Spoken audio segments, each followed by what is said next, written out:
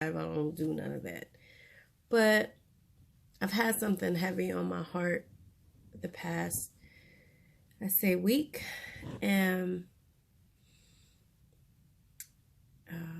I was talking to some friends today who were going through it. And I was just kind of, just offering some advice. And in offering them advice, I started to cry. Hearing them fuss with each other, knowing I know how much they love each other, was a trigger for me, because I can't argue with my sweetheart anymore because he's not here. And so last year when I lost John, my fiance, and I lost my little brother Kareem 2 months after that, that has a way of humbling you. Grief has a way of waking you up. And for some reason, my experiences with both of them prior to their deaths has just really been sitting heavy on my heart. The suffering that I have gone through these past 10 months has been, it's been humbling, and I found some gratitude from it, and I just feel like I should share.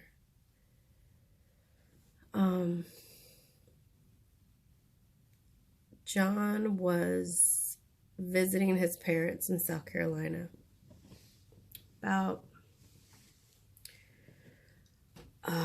for about a month. And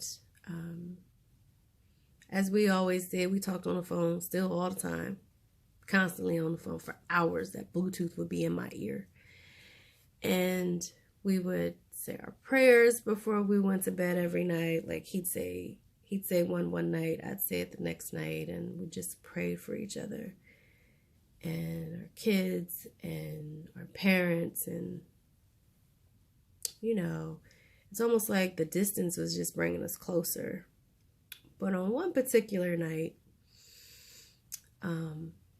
we just started arguing, and I don't even remember what the argument was about.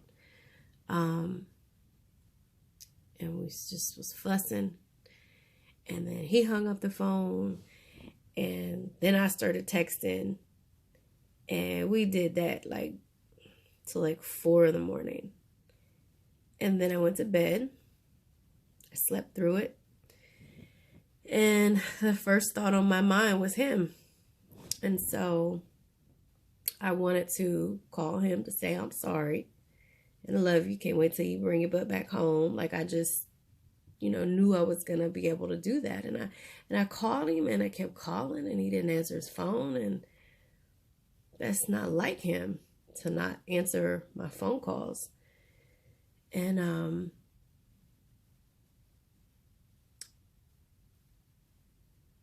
I texted him. He didn't text back. So I went on about my day and took my daughter to the store. And he never returned my call. I'll never forget. His parents did.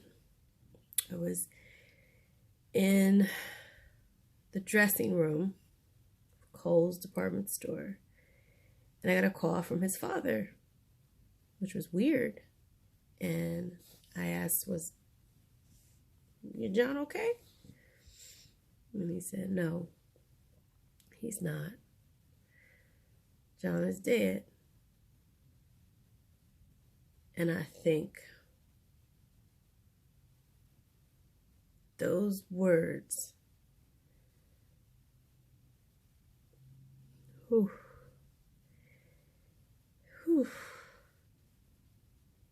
those words still take my breath away. They changed my life.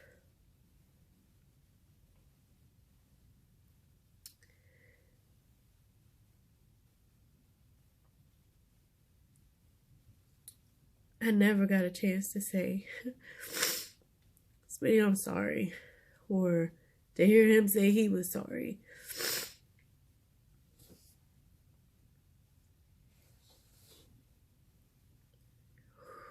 That's been hard. To know that the person that you love so much, it ended that way. I've known John for 25 years, and I never thought our chapter would end this way. I mean, you know, when you love somebody, that's the worst way for them to go, is when you're in the middle of an argument and the last thing you said wasn't the last thing that you wanted to say.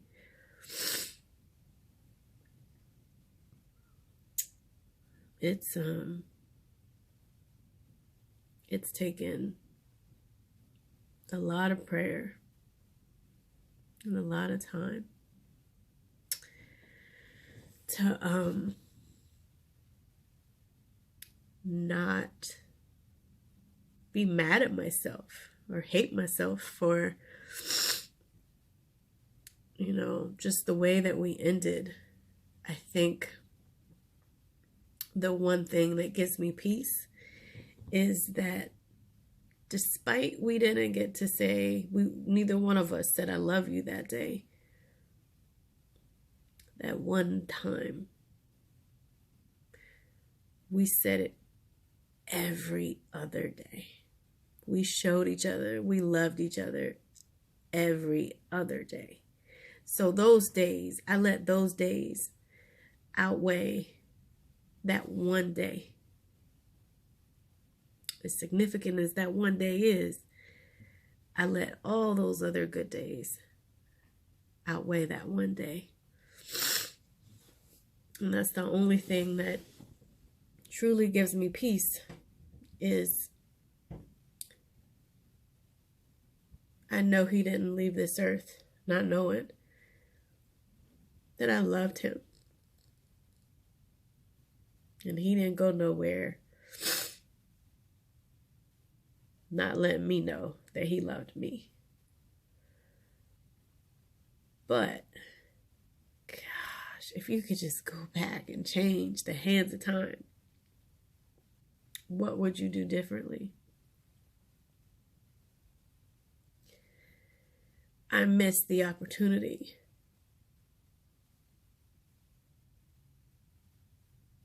to say just how much I loved him. For what? For an argument that I can't even remember why we were arguing about in the first place.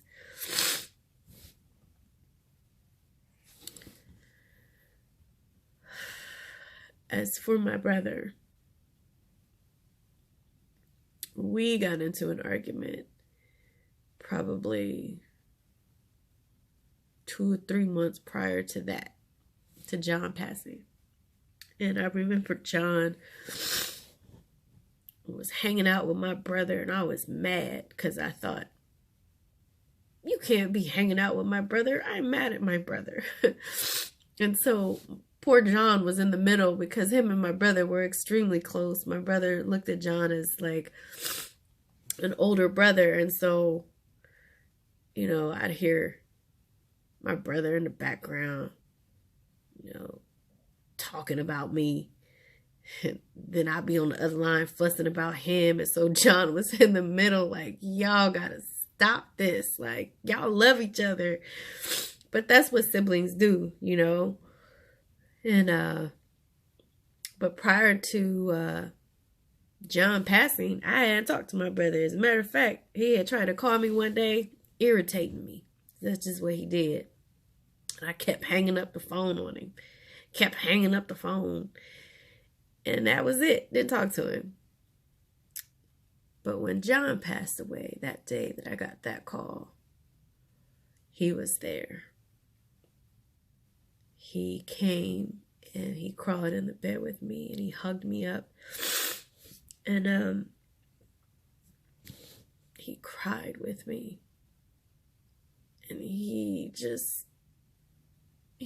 hugged me so tight.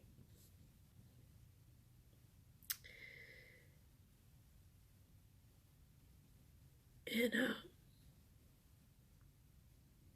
it was just what I needed. And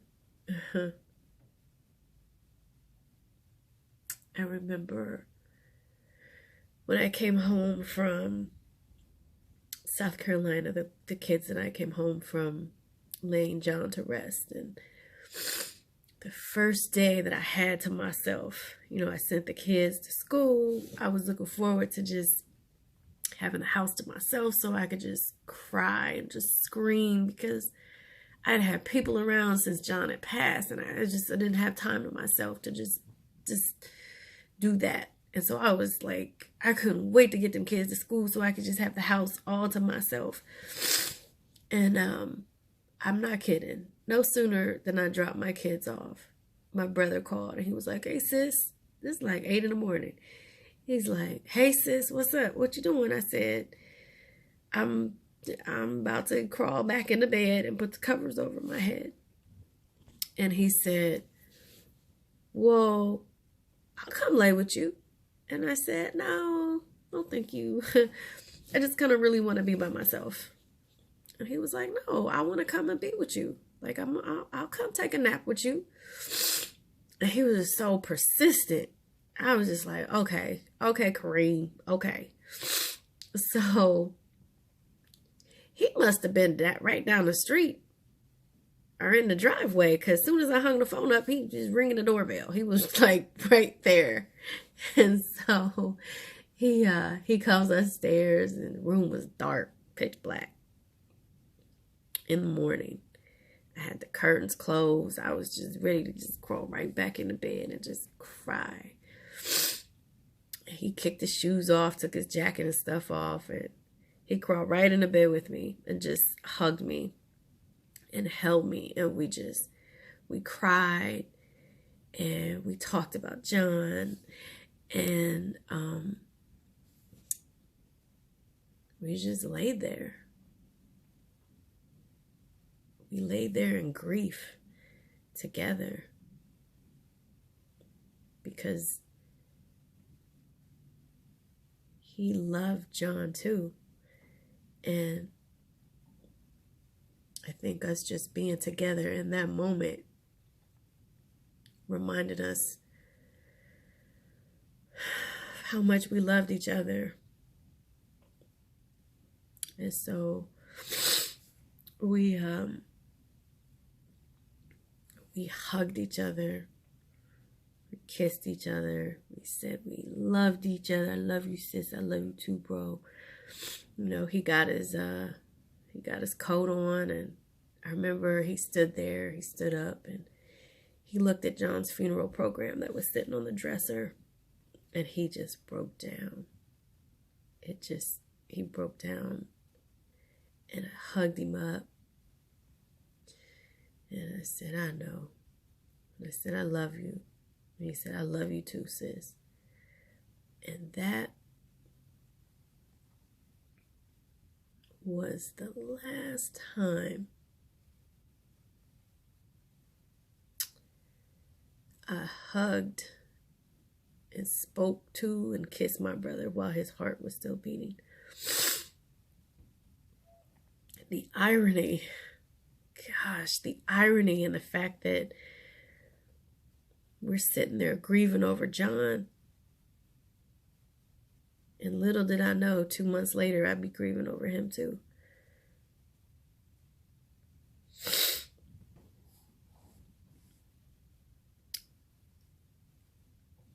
I think somewhere along the way my angel John played a part in that one,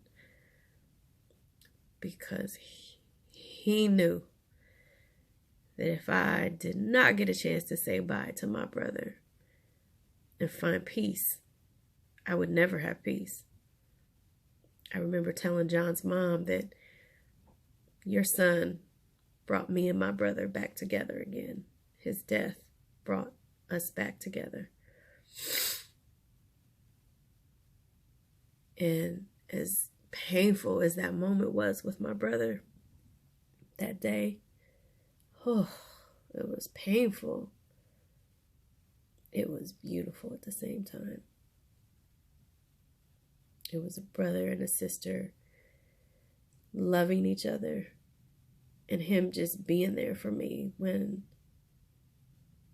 I needed him the most, no matter what argument we had, whatever that was. Like, I don't even remember what we was arguing about.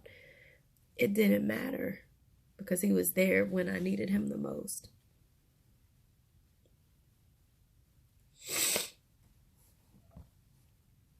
I said before that death has a way of waking you up. It's kind of the point. It reminds you of how you need to live your life and how you need to love each other.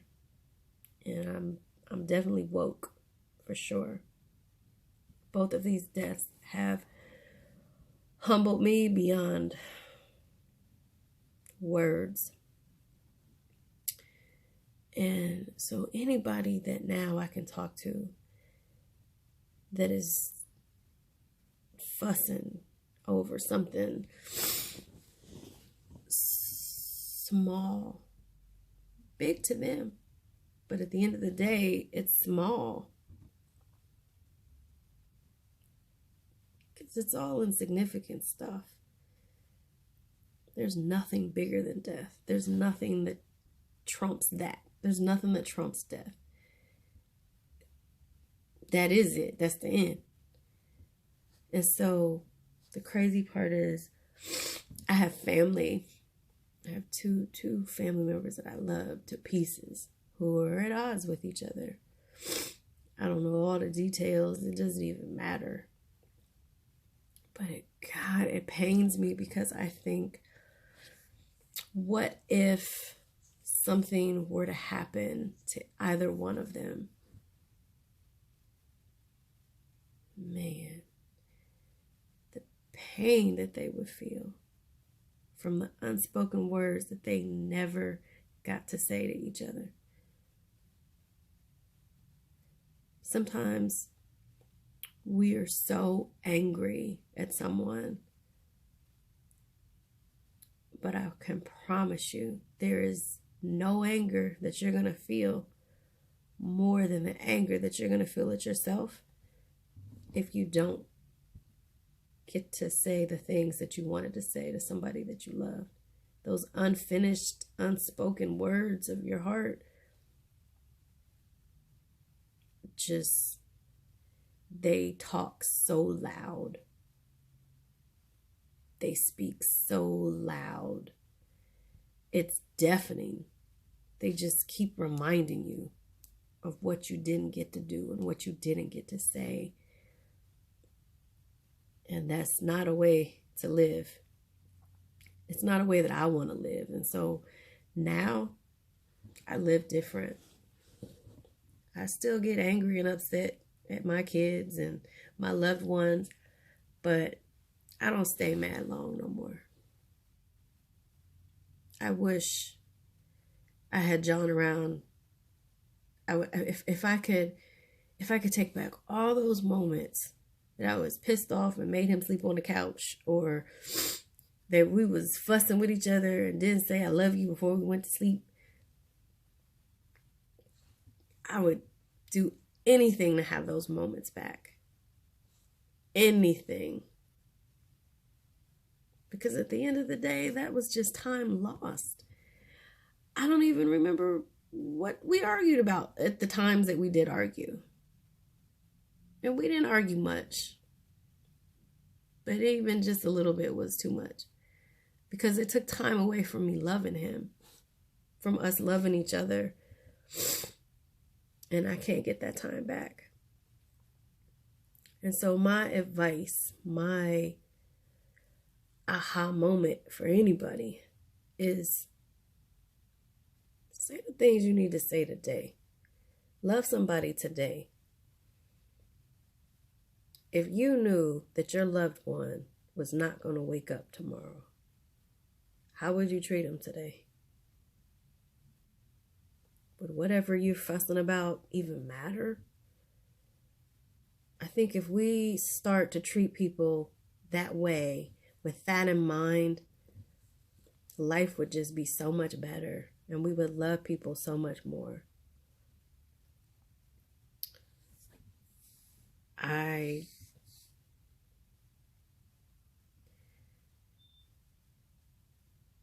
don't know who my words are meant for, but I know that God kept pushing me to make sure that I said them, because I would hate for anybody